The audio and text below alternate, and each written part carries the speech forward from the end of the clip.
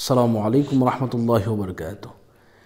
এমন একটি দোয়া, যে দোয়া যদি কেউ পাঠ করে তাহলে ফেরেশতারা সওয়াব লিখতে লিখতে ক্লান্ত হয়ে যায় এবং ফেরেশতারা অগণিত অসংখ্য আপনার আমার আমলনামার মধ্যে সওয়াব লিখে দেন। সুবহানাল্লাহি ওয়া বিহামদিহি সুবহানাল্লাহিল আযীম।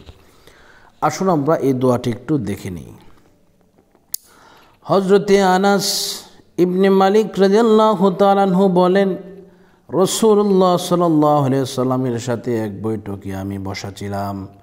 এমন সময় এক ব্যক্তি এসে উপস্থিত সবাইকে সালাম দিল। নবী এবং তার সালামের উত্তর দিলেন। লোকটি বসে এই দোয়াটি পাঠ করল।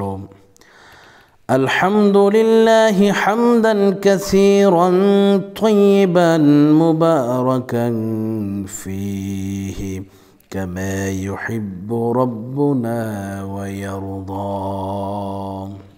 এই দোয়াটি পাঠ করলেন। হযরতে আনাস রাদিয়াল্লাহু তাআলা আনহু বলেন, রাসূলুল্লাহ সাল্লাল্লাহু আলাইহি ওয়াসাল্লাম লোকটিকে আবার তা বলতে বললেন, যে পুনরাবৃত্তি করে নবী করিম সাল্লাল্লাহু আলাইহি ওয়াসাল্লাম বলেন,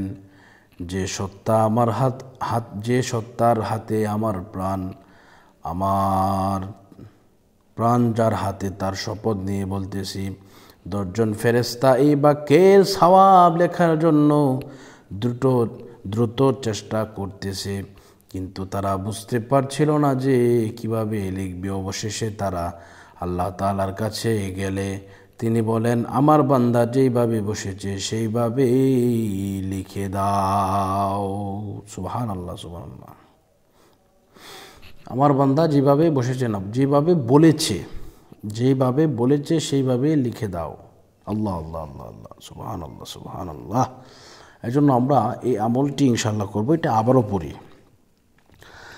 আলহামদুলিল্লাহি হামদান কাসীরান তাইয়িবান মুবারাকান ফীহি কামা ইউহিব্বু রাব্বুনা ওয়া ইয়ারদা। সুবহানাল্লাহ, সুবহানাল্লাহ।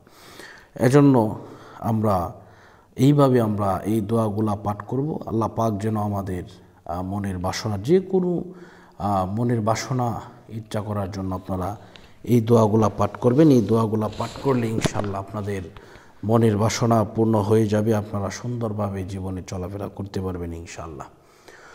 তো আপনাদের সকলকে আমন্ত্রণ জানাবো, যারা এখন আমার চ্যানেলকে সাবস্ক্রাইব করেন নাই, সাবস্ক্রাইব করার জন্য আহ্বান করছি।